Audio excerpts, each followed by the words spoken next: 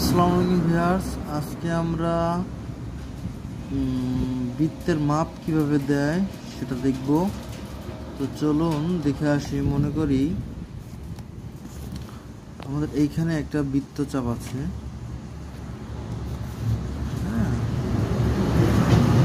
এইখানে একটা বৃত্ত, এর মাঝখান দিয়ে যেটা গেছে সেটা হলো ডায়ামিটার বা ব্যাস, এবং তার অর্ধেক দিয়ে গেছে যেটা সেটা হলো রেডিয়াস বা ব্যাসার্ধ।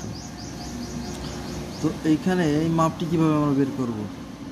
সহজে আমরা ক্ষেত্রফল বের করলে এর মাপটা বেরিয়ে যাবে। তো ক্ষেত্রফল যদি আমরা বের করতে চাই, অর্থাৎ এই পুরোটা বের করতে চাই, তাহলে আমরা পাই ইন্টু ডি স্কোয়ার ভাগ 4। এখানে ডির ভাগ হলো ব্যাস, ডির মানে হলো ব্যাস, মানে এইটা এখানে যেতে দেওয়া থাকবে, এখান থেকে যতটুকু পাবো আমরা, ধরুন এখানে যদি কোনো একটা মান দেওয়া থাকতো ততটুকুই আমরা এই ব্যাসের মান ধরে তার স্কোয়ার করে দেবো। এখন আমরা বের করতেছি পরিধি। পরিধি মানে এর ব্যাসের অর্ধেক, ঠিক আছে, ক্ষেত্রফলের অর্ধেক। তো এখানে কি হবে, পাই আর স্কোয়ার,